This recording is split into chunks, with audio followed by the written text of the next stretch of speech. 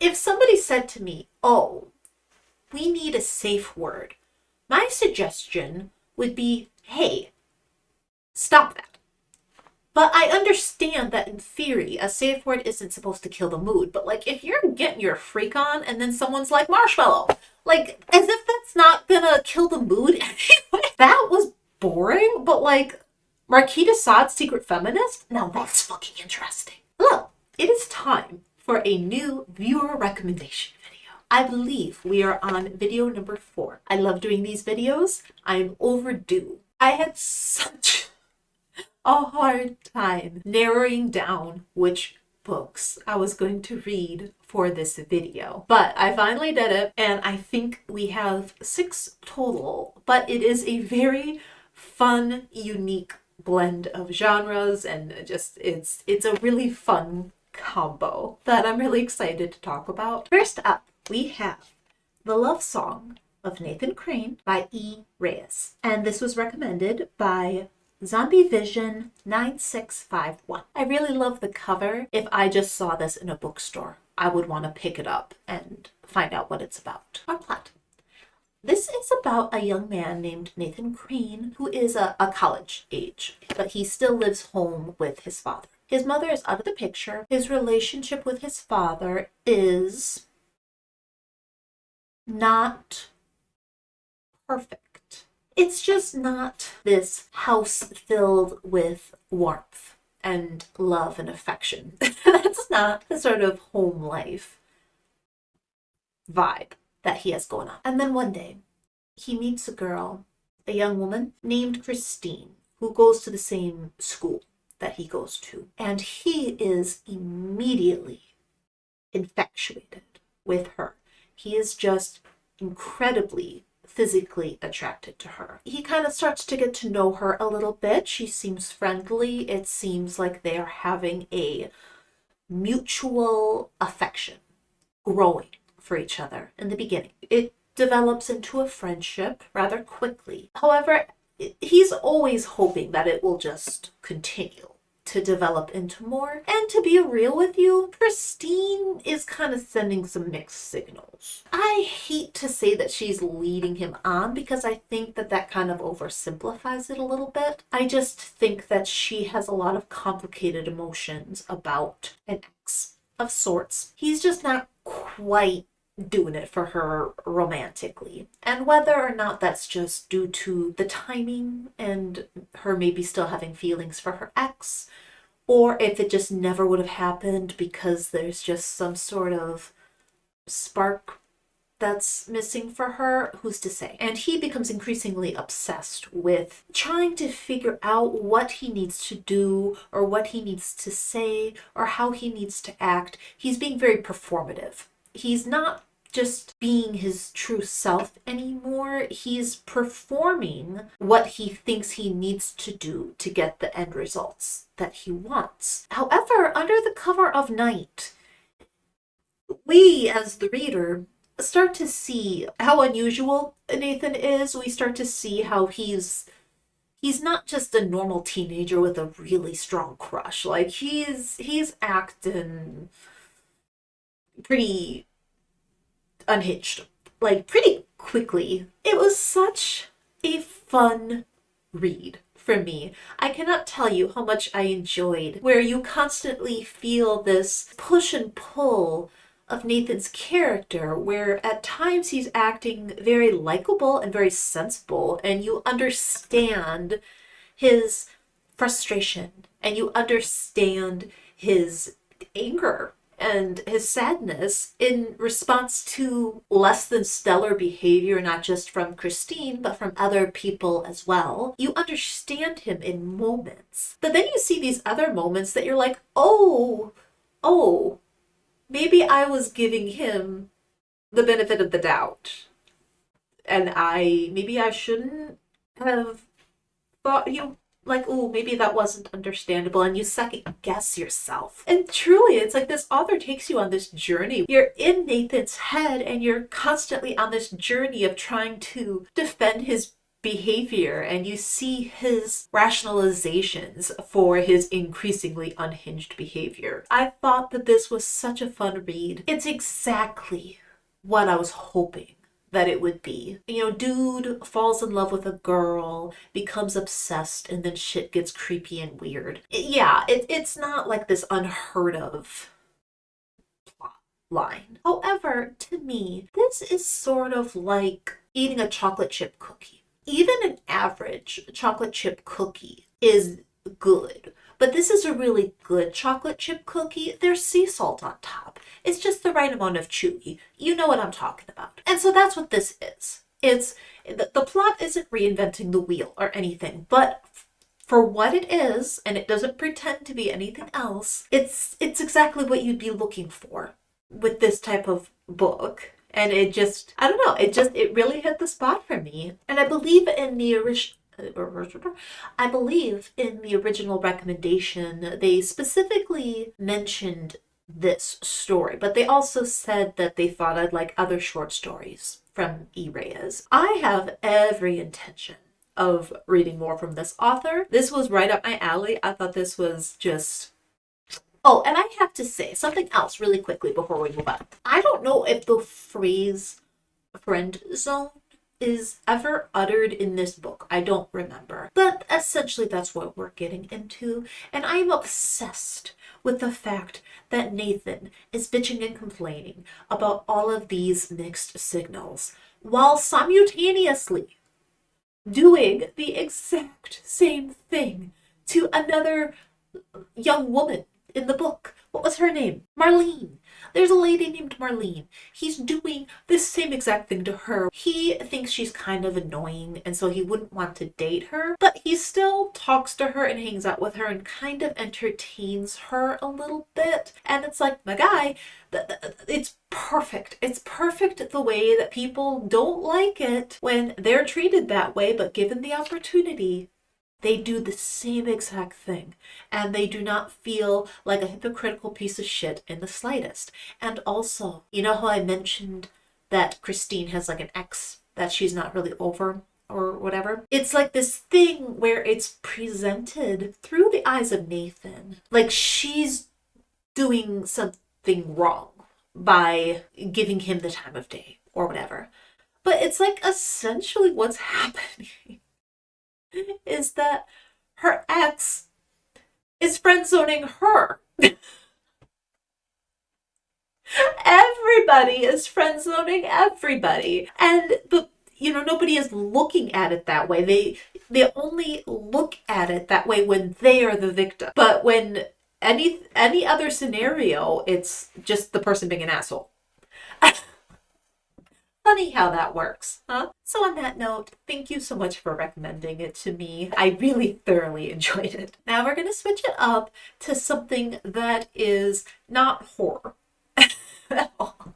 So this is called Dungeon Crawler Carl, and it is by Matt Dinniman. This was recommended by Stick Buddy X, and it was also followed up by Klaus Kinnian, who recommended the audio version specifically. As I said, this is not a horror. This is more of a sci-fi fantasy adventure thing.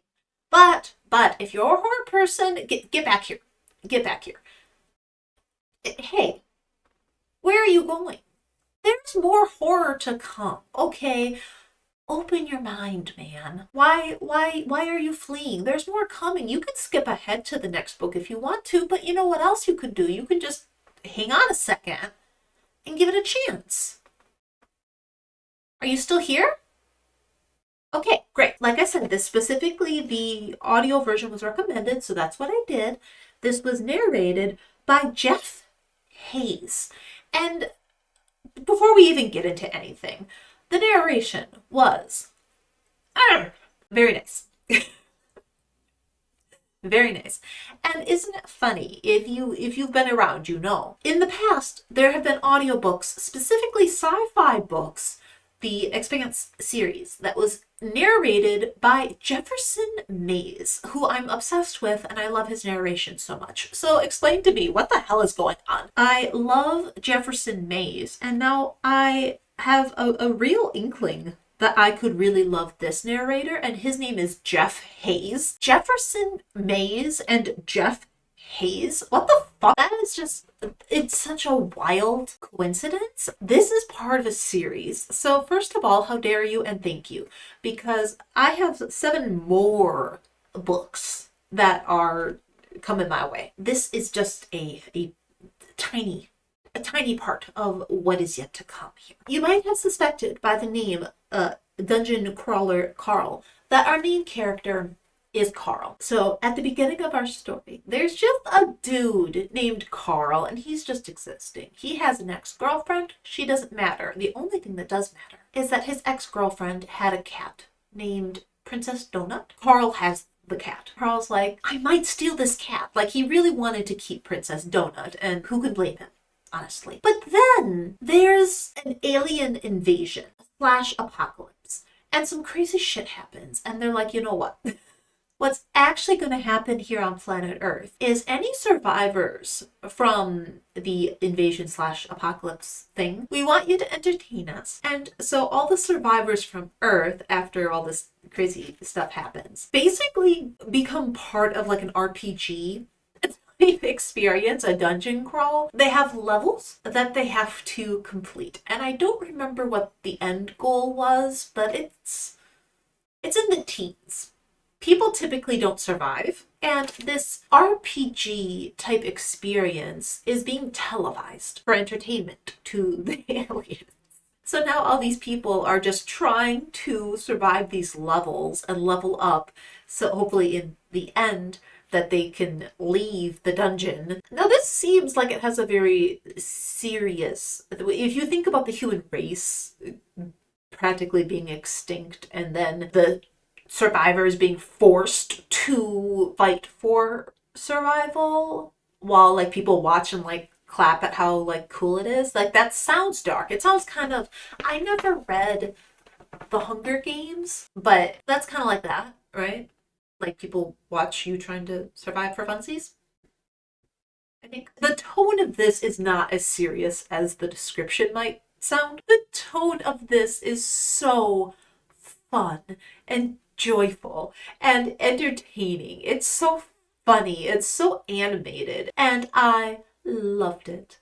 I loved this. I am 100% on board going to finish this series. I'm currently trying to convince my husband to listen to the first book. I'm like, I'll re-listen to it, and we can just listen to the rest together, because I really think he'd like it. I think most people who play video games would probably like something like this. And I don't think it would even matter that much what type of games you play. I'm more of an RPG person. I really like games like Skyrim or Fallout as I patiently await the next Bethesda game. It's like that Titanic meme. It's been 84 years. Because I don't want other people there. So Elder Scrolls Online is not my cup of tea. I prefer to be bad in the privacy of my own game. I don't want witnesses to the weird shit that I'm doing. You understand, I don't like that. So I like to have my own solo experience. And I'm not good at shooters because I don't thrive under pressure. It's literally like a video game. When Carl first kind of gets sucked into the dungeon or whatever, it's a screen that pops up in front of him with instructions. And he's trying to figure out the instructions, and he's trying to figure out, how do I get into my inventory? How do I level up? What does all of this mean? And just like you do when you're first starting a new game and you're trying to figure out the controls and how to turn on the subtitles. And then with Princess Donut, because he had Princess Donut with him, when she gets sucked into this world, things get a little weird. And she gains the ability to speak. And not only does she gain the ability to speak, but she has way better stats than Carl does. And she's like the party leader. Princess Donut If you like cats, some people don't because they're wrong. But if you like cats, Princess Donut is perfect in every conceivable way. And Carl is also there, and together they are trying to get through this dungeon. The narrator is fantastic. He reminded me, and I don't know if the character of Carl would have reminded me of this if I was just reading it, not listening to it, but listening to it. He's very Nathan Fillion. If you've ever seen Firefly, anyone, it's very Malcolm Reynolds. That's very much what it made me think of. And I love the interactions between Carl and Princess Donut. I love this world, this adventure, all these crazy things that are happening. This was just an absolute joy to listen to. And, for me, a lot of the stuff I read, as much as I may enjoy it, I would not describe it as joyful.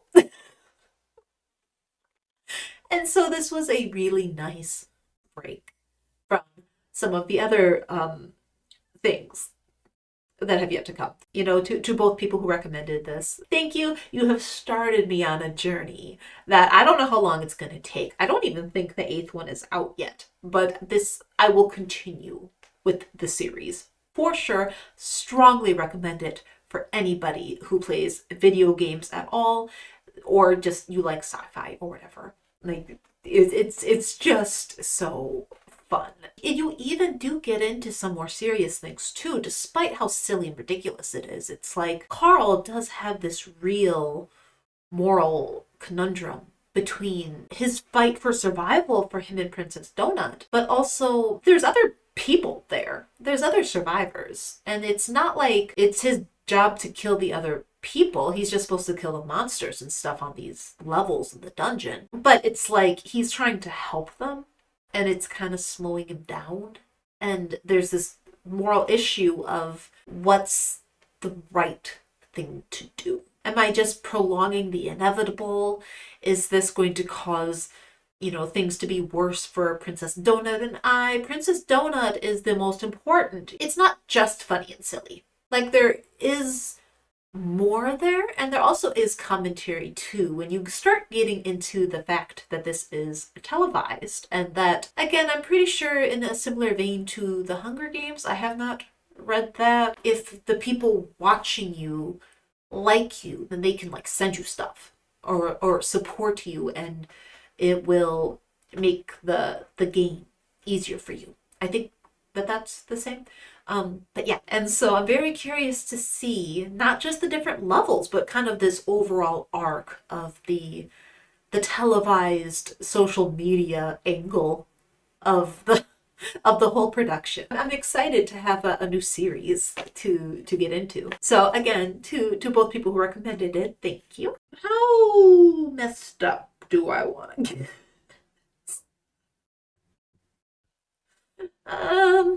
Next up is Soiled by J. Boote.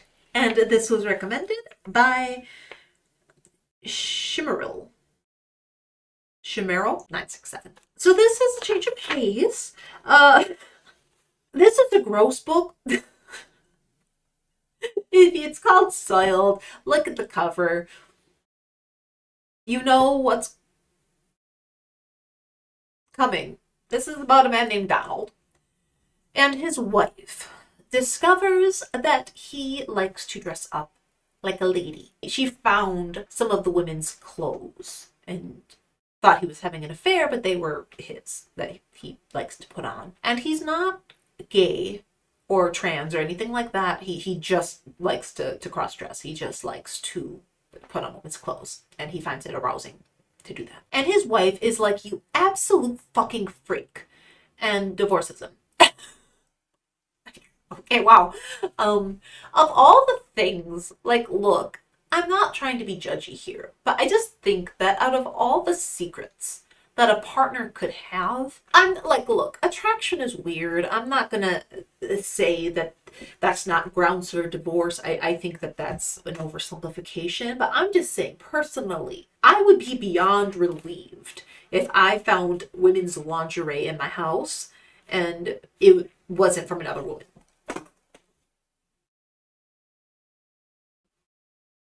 My straw fell out of my tea. I would be relieved, personally. But, you know, I don't know. Whatever. But she divorces him, and he's like, okay, well, I'm just going to live on my own then. And their son, who doesn't know why they're divorcing, still has a decent relationship with his dad. We do also get to see his son's perspective at times. His son's name is Sean. And Sean is a teenager. He's kind of a loser. He's just really insecure about the fact that he doesn't have a girlfriend, never has. He's not really a loser in the greater scheme of things. He just seems like kind of an awkward, insecure kid, which many teenagers are, but he feels like a loser. Donald, who does not feel like a loser, but is kind of happy that he has this opportunity where he has his own apartment now. His son comes to visit, but he doesn't live there, and so he can just sort of enjoy his fetish. Okay? Now that he has all this alone time, he makes a discovery that he has other fetishes as well. Donald here is into scat stuff and dressing up like a lady. He goes online and tries to find a community of other people who are also into these things. And basically where the story goes, his son comes over to visit one day and discovers some of his father's interests. And things happen as a result of that. So this story, I know you're not going to believe me. This is based off of a true story. It's not funny. It's not funny because of like where things go, but like it's wild. Yeah, it's just, this is the type of book that will make you kind of squirm and cringe because it's gross, but it's also funny in a way that makes you feel kind of ashamed for laughing.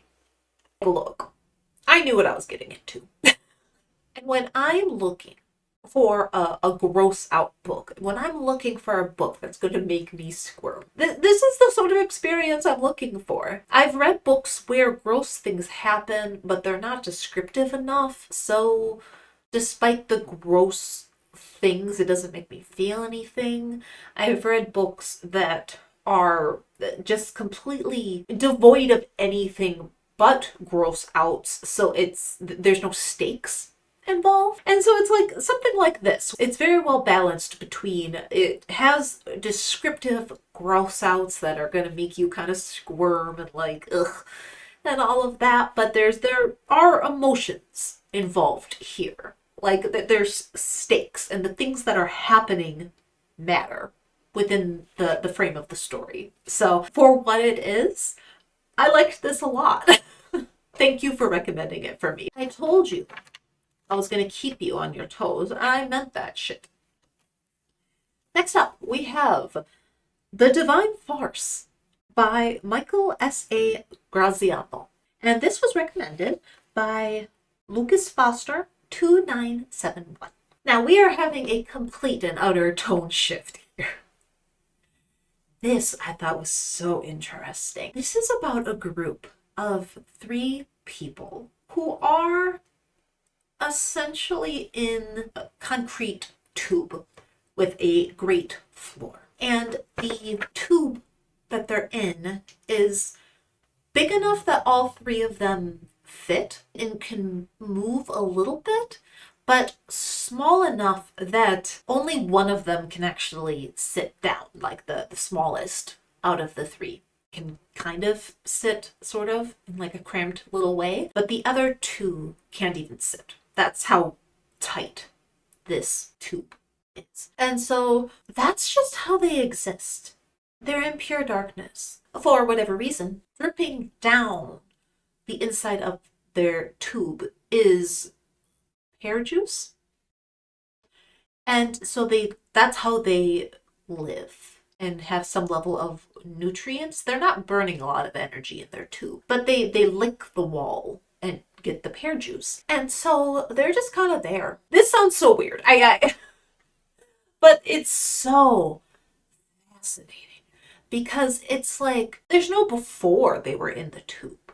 And so these people have names and they have hobbies. Our main point of view is from a guy named Brian. There's another dude that he refers to as Hemlock, and then there's a woman that he calls Rose. And so Brian, his hobby is to lick the walls, not just for the enjoyment of the pear juice, but he really enjoys exploring the texture of the wall, because as they kind of rotate amongst themselves within the tunnel, he can get a sense of what side he's on, because it's dark so he can't see, but because of the way that the indents are, he's like, my sense of touch with my tongue is so much more nimble than with my hands. So that's like his hobby.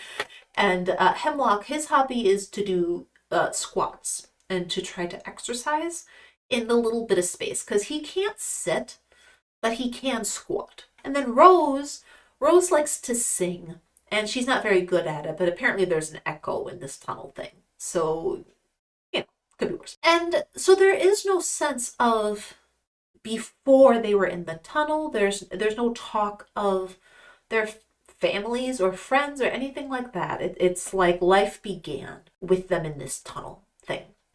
Or not a tunnel, a tube. Then one day, the concrete is kind of cracking in a certain spot, and it kind of chips away, and they can feel the kind of grainy texture that's underneath. And they kind of like Shawshank Redemption that shit. And they eventually, despite their fears of the unknown, they don't know what's on the other side of their tube. They manage to break a hole through the end of the tube, and they discover what's out there. I guess I'll leave it at that, so that there is some mystery as far as what goes on. Now, this isn't going to be for everybody. If you are somebody who are very story driven, then you might not like this. This might be too slow paced for you. But for me, if you like character driven, there's a slow pace to it, but it's so intentional. Think about being locked in this tube thing, having no sense of the outside world, like the feeling of claustrophobia, like not being able to sit or stretch out your legs. They're sleeping standing up with these other people, no privacy, and there doesn't seem to be a point. Did somebody do this to them? Is this heaven or hell? Why?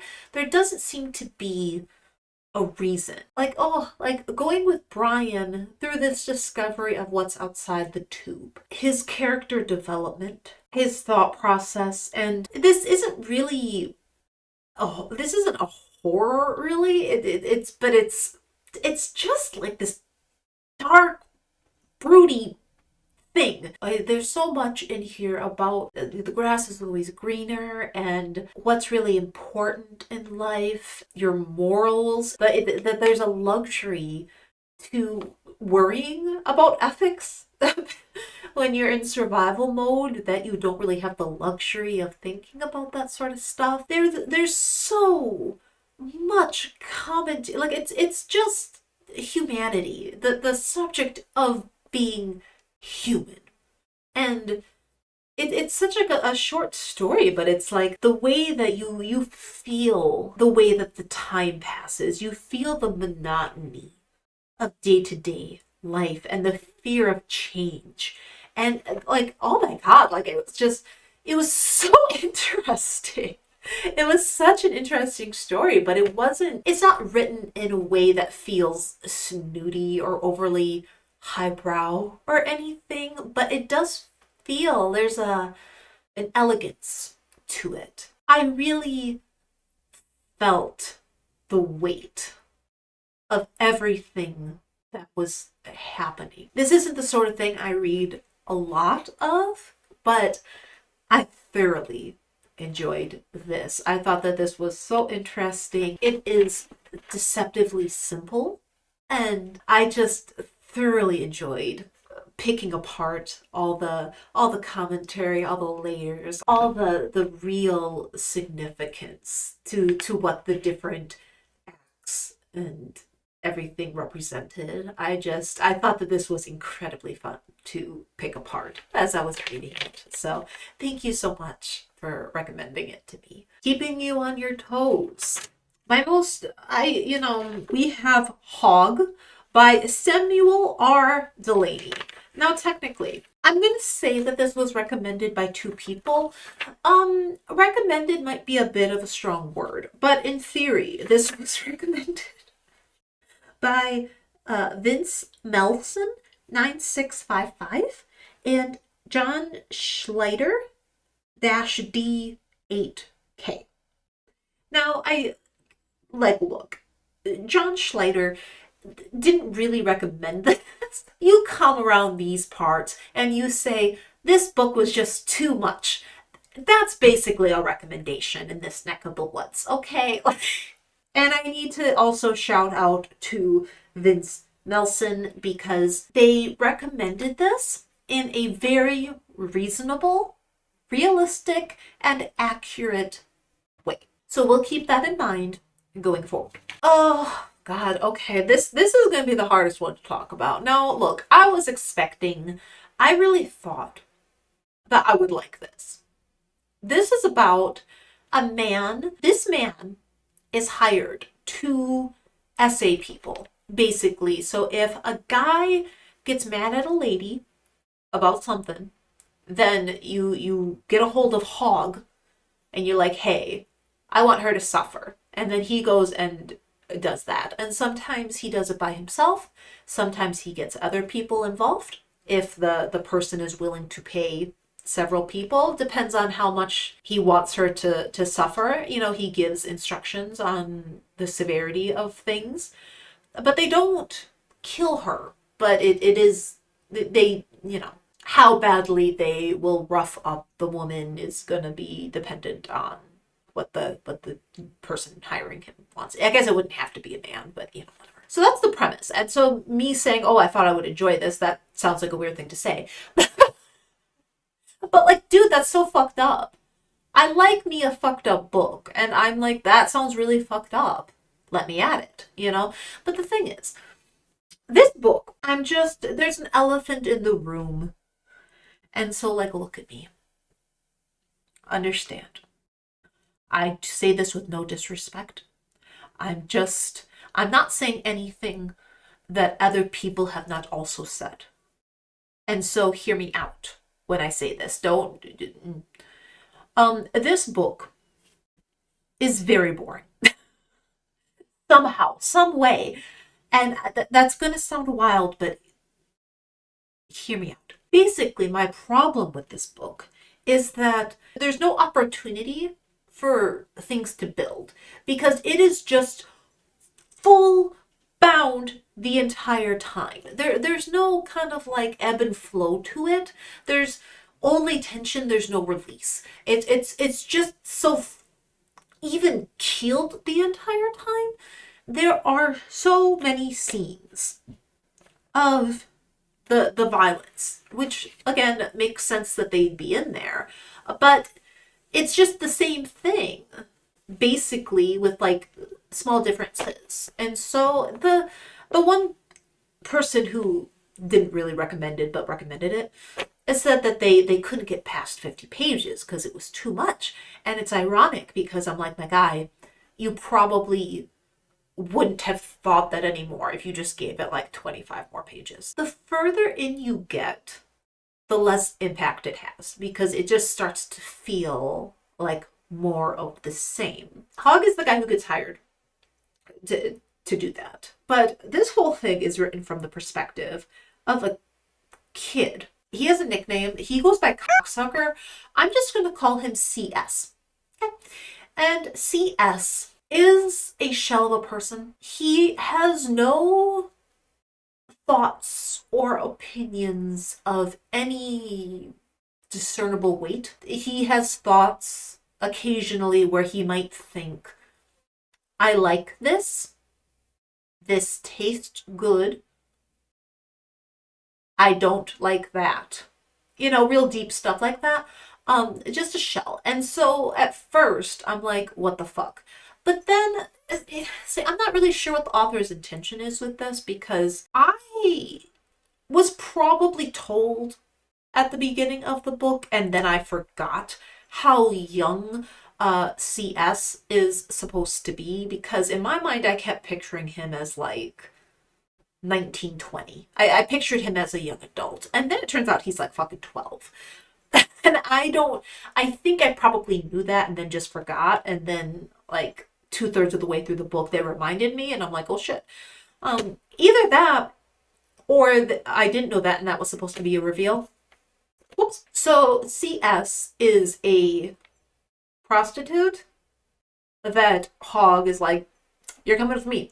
And then he just goes with him on all these adventures. And this book, this became such a hate read because I refused to DNF it under the circumstances, you understand. The thing is like all the things that I think would be upsetting to a lot of people aren't the things that are bugging me, because I like fucked up books. I like books where fucked up things happen. I like fucked up characters. I like gross, weird shit. That's not my problem. My problem is that the character that I'm in his perspective has no emotions.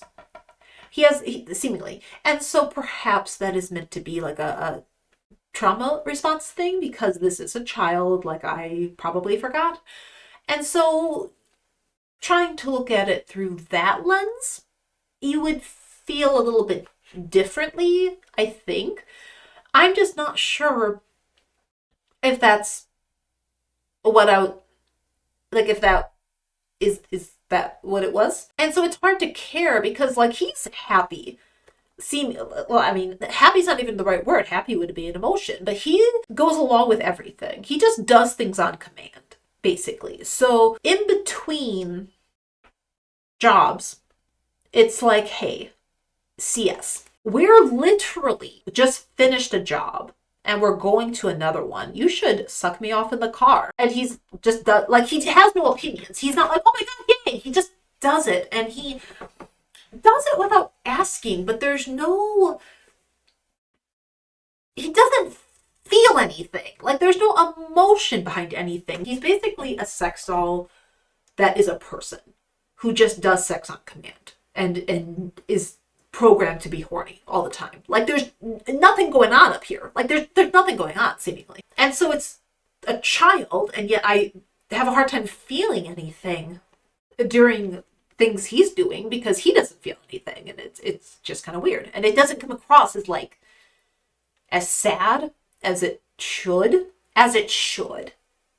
under the circumstances, because he just seems to be so nonchalant and indifferent about everything, which again could be a trauma response, but it's just not written in a way that makes you get that sense. You know what I mean? He doesn't appear to have layers. There's no internal struggle. There's nothing happening in his head. Like it's just empty in there. Besides, I like this. I struggled with that. The fact that Hogg is fucking gross. He pisses constantly. Why? Like he's just, I don't understand in this world how not just Hogg, but like all the men seem to have no sort of erection timeline. It's like they can just keep getting a boner after boner after boner and pee. He won't stop peeing. Like, I'm concerned. Do you have a medical condition? Excessive urination, it can be a sign of diabetes. It can be a sign of a lot of things. Like, what the fuck is going on? Why do they just piss themselves? He pisses in his pants. He doesn't take his pants off because he's like, I'm gross and I don't care. He shits himself because he's gross and he doesn't care. I don't understand this world where this man is pissing himself constantly and his skin isn't irritated. He's not uncomfy.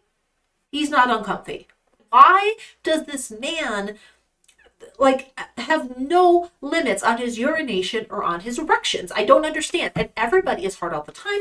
They can have a job. They can, like him and his fucking crony friends or whatever, they can go on a job, assault a person, a woman, whatever, finish more than once, beat her up, do weird shit with each other. There's a lot of gay activity in this. I don't know if it's gay. Like they're not written to be gay. They're just there's no sense of sexuality in this. It's just everyone will have sex with anybody. Nobody has an opinion on anything. These men are constantly fucking each other. And because they have erections that don't need a break, and they are constantly fucking each other, they're sucking each other off in between, they're doing the Eiffel Tower and like high-fiving each other. It's insane. And like there's just nobody feels anything about anything. Nobody has any fucking emotion at all. And I just how the only one with emotion is me because I'm angry. But here's the thing. Despite as upsetting as all of this may have been, ironically, somehow, some way, I do think that there is some commentary in this. However, the only reason that that is even on my radar is because there was a foreword to this book. There was a specific thing that it was called. I don't remember what it was called, but it was called something and it was there. And this foreword was fascinating. I was so pumped going into this book after reading that foreword. The foreword was so interesting. The author was talking about like feminism, which I wasn't expecting. He was talking about the Marquis de Sade. And here's the thing. This is like, okay, look, no offense to anybody who liked 100 Days of Salo, or the 100 Days of so fucking whatever. That I watched that movie and I hated it. And so if you liked it, to each their own. I'm sorry, I didn't like it. I thought it was boring. I thought if you liked that movie though, you would probably like this fucking book. Okay, they're very similar. Made me feel nothing, but there's a ton of weird sex in it. I was like, hey, maybe I'll try reading it. Maybe I'll have a better experience. And they were like, no, you won't. The book is also boring. But in the foreword to this book, he starts talking about Justine and some other book by the Marquis de Sade. And it's like, hey, did you know that there's a conversation around the Marquis de Sade actually being a feminist author? I have never heard that in my life. I'm not saying that that's new information. I'm saying it's new to me. The argument is that the Marquis de Sade was a freaky little pervert. But despite the fact that he wrote about so much sexual violence against women, he also wrote about women having sexual agency, about women being horny, about women wanting sex and having the agency to pursue it because they wanted sex. And at the time, that like wasn't a thing. I was so pumped coming out of that forward. I'm like, I'm gonna try to read Justine. I'm gonna try to read the Marquis de Sade. Maybe this is changing my whole mind. And the other book is about her sister. And the whole thing is about like this prude of a woman who's like a good girl and does everything right. And then her life is shit and it doesn't work out for her. And what do you know? Being the good girl, doing what she's supposed to do as a woman, just made it really easy for people to take advantage of her. And then her sister, who's a huge whore and doesn't do anything she's supposed to do, actually has like a happy ending and has like a good life. And so there's something to be said there. Marquis de Sade, secret feminist. Somehow, the foreword was the best part of this book. I'm sorry, I feel bad because it's when you look at any single chapter or any single thing that's happening, the writing isn't bad in isolation, but overall, it's like to be honest with you though, you think about like American Psycho. Oh, yeah, he keeps repeating about the fancy meals that they're eating, the fancy clothes that they're wearing, and it's meant to kind of take the allure out of it because you realize how quickly all that fancy stuff becomes boring. And I was like, yes, I see the vision. I see how and why he did that. Unfortunately, as a result of that very intentional choice, those parts of the book are boring to read. And so I think genuinely that the author is a talented author. He's a good writer, but his overall arc, it may have just been something where it was intentional, but it was just too long, or it was just too much, or I don't know, man. I do think that there's stuff in here about objectification. The end result of the main character, CS, being the perfect sex object is that he's empty inside. The only way that you can be an idealized sexual preference is to have no needs or opinions of your own. You just always are willing to do what the other person, happily, what the other person wants you to do in the way that they want you to do it. You never ask for anything that they don't feel like giving anyway. It's all about them, and you exist purely to please them. And the only way that that fantasy exists is if your head is completely fucking empty. We get into the subject of SA, it's like you can't really objectify somebody until they stop fighting back, because when they're fighting back, it's showing humanity. It's showing that they have an opinion on what's happening and that they do have thoughts in their head, and that you are actually not just fucking a sex doll right now. You're fucking a person. And so I do think that there's commentary in here about some of those subjects, but it's just so unfortunate that it's in this package that just...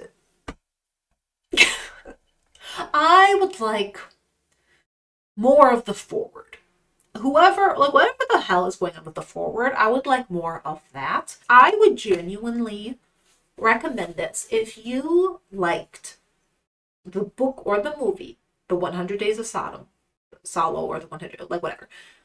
Like, you would probably like this, because I hated that movie. I did not like that movie for the same reasons that I did not like this book, really. Like I said, this was recommended to me in a very accurate way. I think that, when I talked about before, I said that the love song of Nathan Crane was like a chocolate chip cookie, like a really good chocolate chip cookie.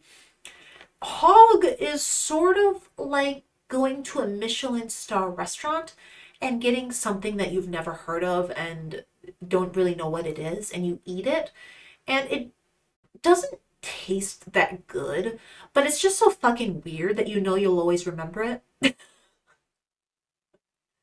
This was like that. So for both of you, thanks for that.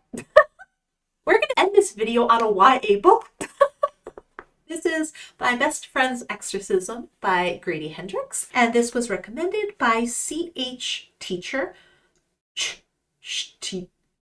No, it's got me. CH Teacher 2220. I don't have a specific thing against YA books. It's just obviously I'm reading things that are a little bit more intense, typically. There are so many very high quality, very good books that are technically young adult. And this would be an example. This takes place back in the late 80s, and it is about two girls who are best friends. You have Abby, who is our main character, and she, like a lot of teenage girls, is very insecure. She has a hard time making friends. She has a very unstable home life. And so she really has this strong desire to rise above and to make a better life for herself than what's been handed to her. And then you have our other friend, Gretchen. She comes from a highly religious family. Parents who are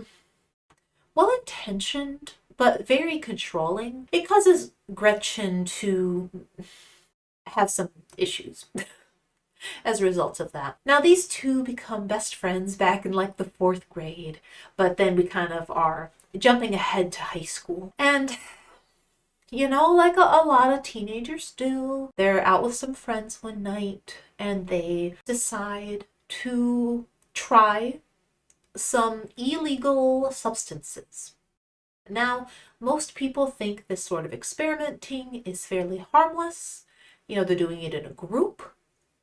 Trying to do that sort of thing safely-ish. It doesn't seem to really work for the other girls in the group. However, Gretchen some stuff happens with Gretchen, and she ends up essentially missing for the entire night.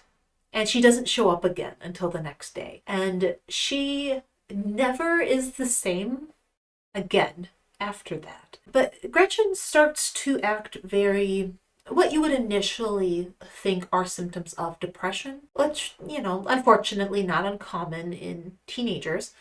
Her hygiene starts to not be good. Her behavior, she's very irritable and she's very distracted and just behaving very oddly. And so, of course, Abby is concerned for her friend, but she can't seem to get to the heart of what's going on. And it gets to the point where Gretchen is kind of pushing her away. Abby, this is her best friend and someone she leans on so heavily, and she doesn't know what to do or what to think. She wants to be a good friend.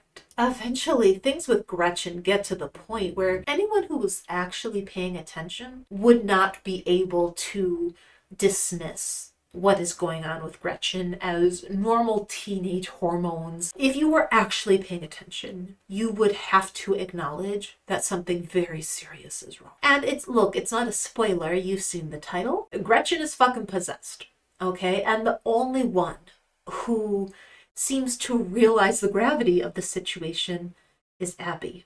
And even Gretchen herself, because of her condition, is often not receptive to help from Abby and goes out of her way to make it difficult for Abby to help her.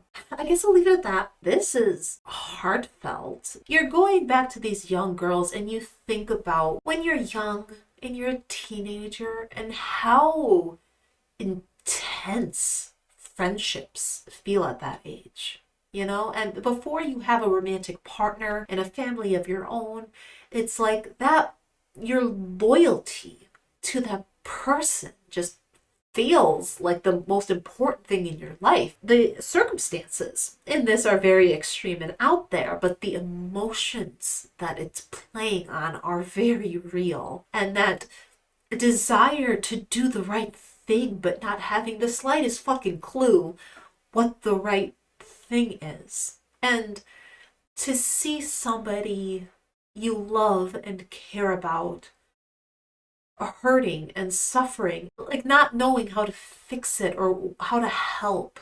And there's so many real emotions and real experiences that you would resonate within this story, and also just the growth and development of their friendship. I was so emotionally invested in what was going on. I felt so connected. It just really brought me back to the intensity of those feelings when I was a teenager. There was a moment towards the end where I genuinely teared up a little bit. This will get you in your feels. This will make you feel nostalgic. It'll make you think back on your youth and your friendships, the people that you would make real sacrifices for, that you would truly bend over backwards to make things better, and that person is more important to you than yourself, and caring about another person that much, but being so young. And I really appreciated the way that these young girls were written, because I felt like it's so easy to look to the past with rose-tinted glasses, right? But these characters, Abby in particular, despite how much Abby cares about her friend, you do see this level of self-absorption. I don't want to say it's inherent in teenagers, but it's kind of part of the process of growing up, because there's no maliciousness to it. It's just at that age, you're kind of obsessed with figuring out what type of person you're going to be, and what type of person, what kind of adult you're going to grow into. And so because you feel like you're making so many decisions into what and who you're going to be, there's just sort of an inherent self-absorption at that age, I think. But having a best friend is one of those things that can kind of take you out of that a little bit. I thought that this was so touching, and I was so emotionally invested. I really thoroughly enjoyed this story. And I think it's a testament to how solid a young adult book can be, and that it is absolutely not something that means that adults can't read it or can't enjoy it. Like this was fantastic. This was really, really good. So thank you for recommending it to me. Oh my goodness. So you see the journey that I went on. Reading this was my combination of books that I read. You know, my taste when it comes to books is just it's not to be explained. Oh, I love doing these videos so much. I don't know, it's just such a fun variety, and I thoroughly enjoyed overall reading these. I thoroughly enjoy doing these videos. I have so many recommendations that I still want to do. I need to do these videos more often, honestly, because I'm getting backed up here. If you're still here, thank you so much for watching. I really do appreciate it. And maybe I'll see you the next time. Bye. Hogg. Hogg is the guy who gets hired to... I bit my tongue. Ow. And so we have elephant. We have elephant month.